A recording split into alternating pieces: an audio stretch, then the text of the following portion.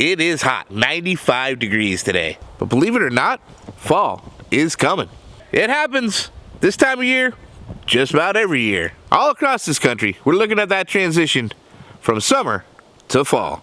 The nights are starting to get cooler, the water temperatures are dropping, and most importantly, those bass are making the switch to their fall pattern. Things start getting faster, things start getting more aggressive, and the bite gets hot. School is in session. School is in. I got a few tricks up my sleeve. They're gonna help show you how to not only catch more fish this fall, but how to catch the biggest fish in the school. Woo! You're gonna love this.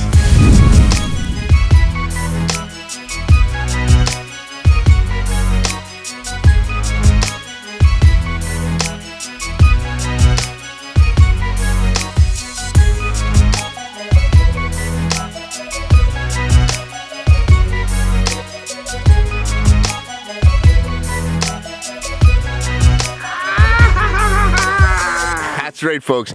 It's fall transition time, and out there, school is in session.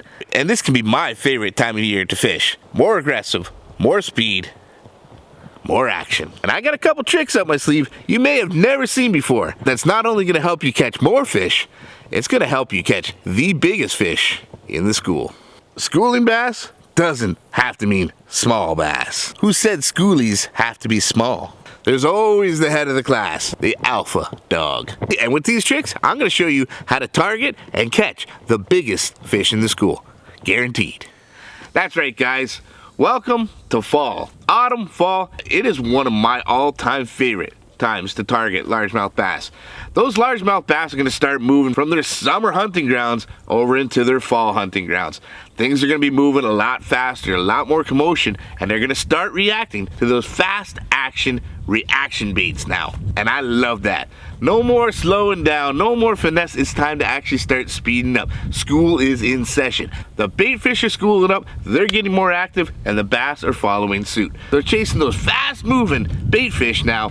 They're going to get them in balls in deep water. In really shallow water, they're going to corral them right up against cover. As the bait fish starts to school up, so will the bass. And those big bass are no different than the small bass. They're looking to capitalize on those active moving balls of bait fish.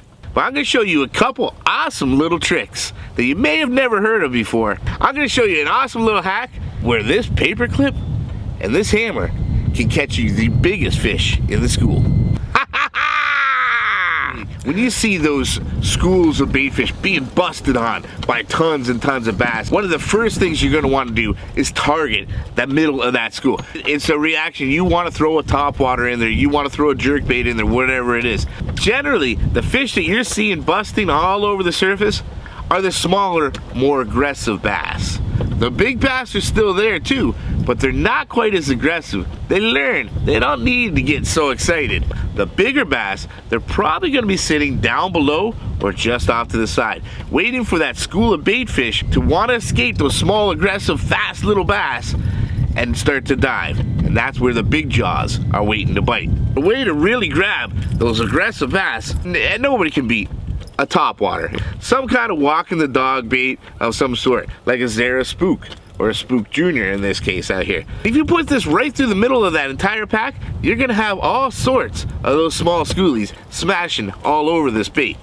Wouldn't it be nice if you had something that kind of deterred those but attracted the bigger bass? How do you attract the bigger bass in the school? When you're targeting the topwater, I got a fantastic little trick that'll attract the biggest bass in there. You gotta get a little creative and think outside of the box. One of my favorite fall baits to throw for topwater is a Zara Spook. The head and Zara Spook. Amazing walk the dog action. You can move it fast. It's got a loud knock to it, a loud rattle to it. It's gonna attract just about every single little bass there. Well, they also make a smaller one, Zara Pooch. It's a tiny little bait, as you can see, exactly the same, but just a much, much smaller size. I take these small Zara Spooks, remove the back hook, and tie about a foot of line onto that. And that goes to your main spook. This is a killer combination out there. There's enough line in there so your main lure still has all the action that it needs to have. Your little spook with the one little hook on it chugging along in the front of it. It looks like a bigger fish chasing a small fish through a pack. Bass are natural predators, and they get excited when other predators are around. They want to be the top of the food chain. The biggest bass in the school wants to be the top of his class every time. When he sees a predator chasing a smaller predator, he's gonna go for that big one almost every single time. Run this on the outside of that school. This little guy chugging along top will get the attention of those little guys bringing him over, but this loud rattle of the big walk the dog chasing behind the small one is bound to get the attention of the biggest bass that's around in that area, and he's going to crush it. It really looks like a predator chasing down a small piece of prey, and that is going to get the biggest predator to want to kill it. Be the alpha dog, be the top dog, be head of the class. An amazing little trick right there, guys. Any style of walk the dog bait as your main lure works very well. Sometimes you gotta play around with the length of the line between the two. Anything over 2 feet is a little bit too much whip, a little bit too much slack. Anything less than 8 inches, just not enough, and they more just kind of slide along over there. But play with it, play with whatever you lure. The main thing is find the smallest version that you can in the front. Another bait that works amazing on that is right there. The Heddon torpedo, but this is the tiny torpedo, the little tiny one. It kind of just chugs along the front. So having one like this, it's gonna have that little prop on there. That's gonna drive all the bass wild. The chances of you doubling up is gonna be phenomenal. You get a fish on the main line, this little guy's still going, you're bound to get nailed on the smaller one too. Ha! That is an awesome little hack right there. When they've really corralled those schooling fish up into the cover, they got them pinned there, and the little guys are picking away like crazy. The bigger ones are gonna be sitting around the outside of it. That's a great way to target them with top water. It works equally as well out in the open, in deeper water. But in deeper water, the biggest fish will more likely be down deep. So a great way to target those with the same technique, but use it with jerk baits. A tiny little jerk bait. This little jerk bait is only 1.5 inches long. It only dives about 1/2 foot to 1 foot deep. Tie that on as your lead jerk bait, and a good 1 to 1.5 foot behind, tie on a little bigger jerk bait. It's gonna do the same thing. It's gonna follow behind, and as you give the jerks, they almost tend to go opposite of each other, but it really gives that impression deeper of a large predator chasing down a small predator. Let those little bass get aggressive up top up here. Drive these two down to where the biggest bass are, and I promise you, out in open water, this can be an absolutely deadly combo that's gonna catch you the biggest bass in the school. That's an awesome trick. Now you do gotta be careful. Mind where you're at and what the laws are where you're at. How many hooks you're allowed to fish. You're really checking your guidelines, but you wanna make sure you're not breaking any rules. If you're throwing 2 lures, that could be 2 hooks. So check where you're from to make sure you're allowed to be fishing with 2 hooks. And finally, one of my all-time favorite fall transition baits, when you're talking about working schooling bait fish and schooling bass, it's gotta be a paddle tail swim bait. Paddle tail swim baits are such a versatile bait. There's gotta be 100 different ways you can rig and throw a paddle tail swim bait. They come in all sorts of shapes, sizes, but of course, they mimic a bait fish almost perfectly. Depending on how you rig it, you can fire it through the middle of that school of bait. You can let it sink down below, run it below. You can run it all along the sides. You can even burn them across the top of the surface. But of course, I've got an amazing little trick for these too. I always carry in the fall, I carry a little kit like this. And in this kit, I've got things like bobber stops, extra blades of all different sizes, willow blades, I got small Colorado blades, snap swivels, a whole bunch of split rings, quick connect snaps to be able to quickly connect things, and of course, a bunch of extra little screw keepers, just like that. But I keep one thing in this little box that most people would never even think of. It's such a common thing, we all got them, and they're super cheap. They're as cheap as they come. Paper clips. That's right, paper clips right there. Let me show you an amazing trick that you can use paper clips to completely transform one lure into a whole variety of other lures. There's a whole bunch of pre-made stuff on the market that you can do when you're talking about buying blades. They have blades already on little screw keepers like that. You get like a 2-pack for like $4, 3-pack for $5. It's not all that inexpensive. They've got little blades that are already connected to arms that you can clip right onto the hook screw keeper, so you can insert it just about anywhere into the soft plastic that you want. I've got issues with all these, and my little paper clip actually will outshine these any which way. I can do any of those with a paper clip and not have to spend that kind of money. Buy yourself some extra blades in a whole bunch of different sizes. They're fairly cheap, fairly inexpensive. You can't find extra ones at your store or anything, and you don't feel like ordering online. Here's another quick little tip. You got a Walmart around you, you need some extra blades? Every Walmart carries them for $1 spinnerbait. That spinnerbait has already got 2 blades and a swivel. Everything you need there.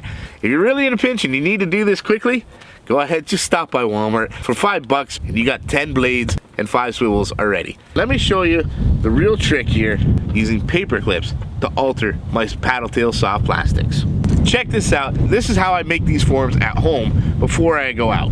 All you need is a block of wood, a hammer, some kind of cutting pliers, and 2 different size nails. One larger nail and one smaller nail, like that. Take your small nail, get it started. Next step, take your cutting pliers and you're gonna want to cut the head of that nail right off.